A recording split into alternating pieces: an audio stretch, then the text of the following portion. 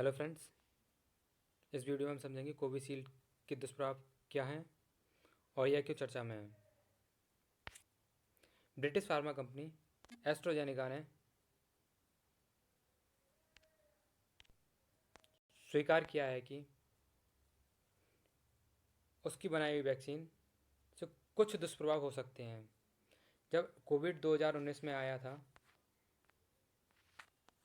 और जिस गति से वह फैल रहा था, उस समय इस तरह की दवाई वैक्सीन की आवश्यकता थी जिसकी रोकथाम की जा सके।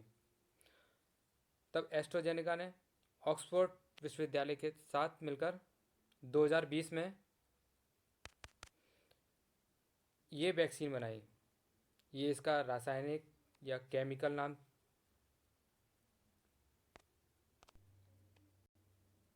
एस्ट्राजेनेका ने भारत में सीरम इंस्टीट्यूट ऑफ इंडिया में के नाम साथ मिलकर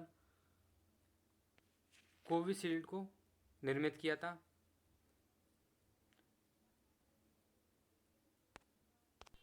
यहाँ पर ध्यान देने वाली बात यह है कि केमिकल और जो कंपाउंड है वो इस तरह से हैं, इसका नाम मार्केट के लिए वह ये रखा गया था।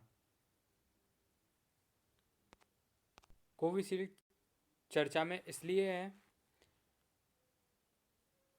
ब्रिटिश कंपनी ने यह बताया है कि कुछ रेयर केसों में इससे रक्त के थक्के जमना, प्लेटलेट कम होना, इस तरह की संभावना देखी गई है, जिससे व्यक्ति की मृत्यु हो सकती है, जिसे हम TTS बोलते हैं, जिसको थ्रोम्बोसिस विद थ्रोम्बोसाइटोपेनिया सिंड्रोम।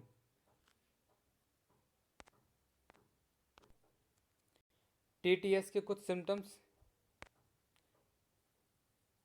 40 से 42 दिनों के अंदर दिखाई देने लगते थे। जैसे कि आपने किसी एक दिन 20 तारीख को इंजेक्ट किया वैक्सीन को, उसके 24 या 25वें तारीख पर इसके सिम्टम्स दिखाई देने लगते थे। क्या सिम्टम्स थे? सिर दर्द, आँखों के सामने धुंधलापन, सांस लेने में दिक्कत, सीने में दर्द, पेट दर्द और पैर में सूजन। इसके साथ कुछ व्यक्तियों को फीवर, इन जैसी समस्याओं का सामना करना पड़ा था। ये TTS के सिम्टम्स थे।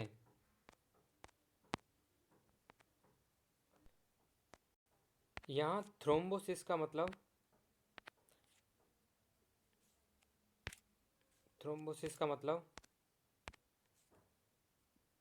रक्त के थक्के जमना है। रक्त के थक्के जमने से अटैक, जिसे हम हार्ट अटैक बोलते हैं,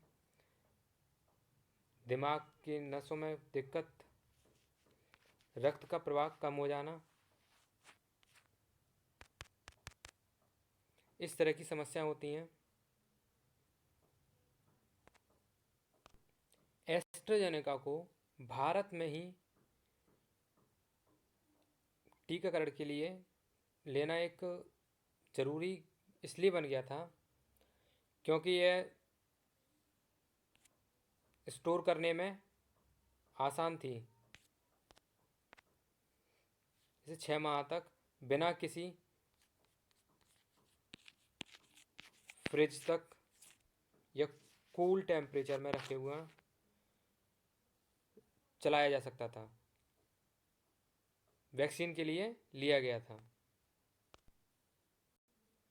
विश्व में सबसे पहले एस्ट्राजेनेका पर रोक डेनमार्क ने लगाई थी। यूरोप में सबसे पहले रोक जर्मनी ने लगाई थी।